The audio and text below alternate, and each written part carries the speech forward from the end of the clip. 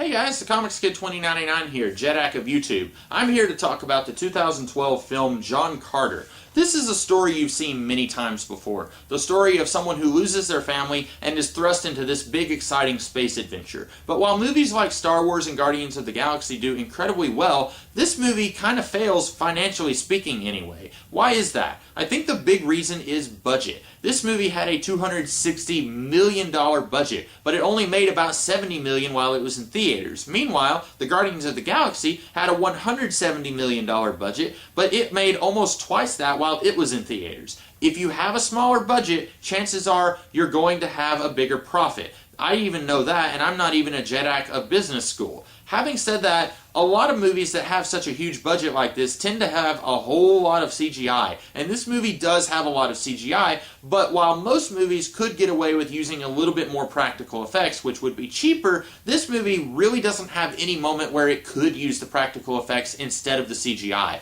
So that may be a big reason why the budget was so high, but that's also a big reason why this movie failed, at least financially speaking. Having said that, this movie is terrific fun. It is one of my favorite space adventure movies now after seeing it, and there's several reasons for that. Now, I read the book about 7 years ago, and if you haven't read the book, none of this is going to mean anything to you, but this movie actually changes some things from the book, and it makes the story better. Number one, it changes the character of Dejah Thoris. In the early 1900s, women were looked at very differently than they were in the early 2000s. Women are actually people and human beings and characters, and this movie knows that, while the book doesn't really know that. In the book, Dejah Thoris was basically just a trophy to be won by male characters. In the movie, she's a historian, she's an academician, she can take care of herself with a sword, and I like that this movie changes her up and actually makes her a character. That is definitely improvement in my opinion. Also, this movie adds some villains who weren't in the book. Now, for all I know, they were in one of the sequels by Burroughs, but they weren't in the first book. And these guys are actually manipulating the bad guy of the book, the Warlord of Zuldanga, and they are basically puppet masters, and he's just kind of one of their minions. And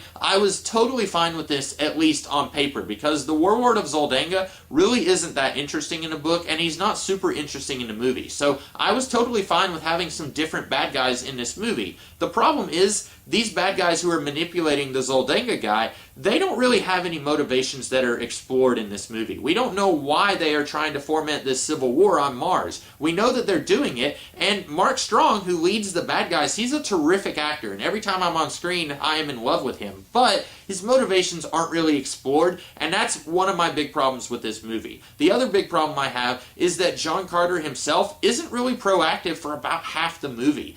For the first half of the part where he's on Mars, all he wants to do is get back to Earth, and that's understandable. If you are stranded on a strange and foreign planet and you want to get back home, I totally get that. But there comes a certain point where I want to see him start acting like a hero and stop acting so selfish, and that comes way too late in the movie, in my humble opinion. This movie is really fun, really great. It does have some flaws, but I was able to overcome those flaws and enjoy this movie.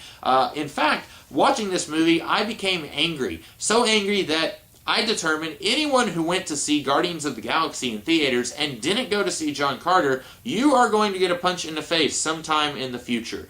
Everyone else, I hope that you guys liked this video. If you did, be sure to like, share, comment, and subscribe. And I will see you guys all in the future with another video, or with a punch in the face. When you least expect it, expect it.